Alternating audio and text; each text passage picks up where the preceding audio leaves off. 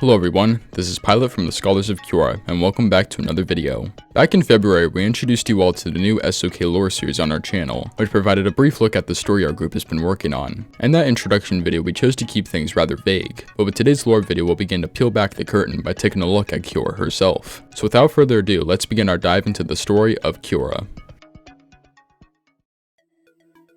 Kiora was a member of a species known as the Sedri, an intelligent and highly advanced race of beings who held an insatiable curiosity about the nature of their existence. These Sedri were once great in number, but by the time we meet her in the story, Kiora and her brother Garamu have become the last known members of the Sedri species. Obviously, because of their bond as siblings, Kiora and Garamu were quite close, and thus decided to work together to learn more about their existence. So by combining Kiora's ability to time travel and Garamu's ability to open dimensional gates, the two could begin to explore the multiverse in its entirety. Throughout their adventures, Kiora and Garamu would gather loads of information about the multiverse, which facilitated the need for a means of storing it. Kiora's solution wound up being cassette tapes, which she stored within a massive library that also included a machine to play them. All this was located within a temple that sat on a large floating island, surrounded by nothing but space. This temple was not merely a storage facility, however, as it also acted as a home and headquarters for Kiora and Garamu. As Kiora and Garamu's expeditions continued, they soon came to the realization that the multiverse was simply too vast for them to explore on their own, so they began enlisting the help of other beings. Originating from throughout the multiverse, these beings would come together to form a team known as the Scholars of Kiora. These scholars were recruited for various reasons, some for their intelligence or others their sheer power, but all of them existed to aid Kiora and Garamu in their cause. The scholars would serve Kiora and Garamu brilliantly for many years, but one day Garamu would leave on a mysterious journey that required many of the scholars to come with him. Kiora was completely left in the dark when it came to the details of this mission, but to this day she remains faithful that her brother is doing this for the greater good.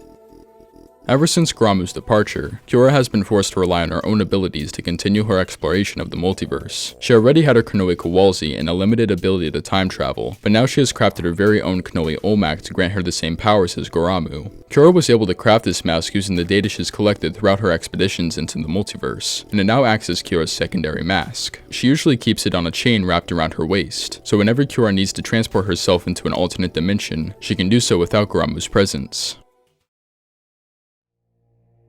And that's pretty much all the lore we have for Kiora. It isn't too deep as of yet, but we definitely plan to expand upon this greatly in the future. Like I mentioned in the introduction video from February, the Scholars of Kiora's story is still a work in progress, so we'll surely have the opportunity to further flesh out Kiora's lore. If you wound up enjoying this video, then please consider giving it a like and subscribing. We not only post lore videos like this, but we also have mock reviews and even our own monthly podcast. While you're at it, you should also check out each of our individual channels as well. The content we all post is very different, so there's bound to be something that you enjoy. Thank you for tuning into this episode of SOK Lore. This has been Pilot from the Scholars of Kiora, and we'll see you in the next video.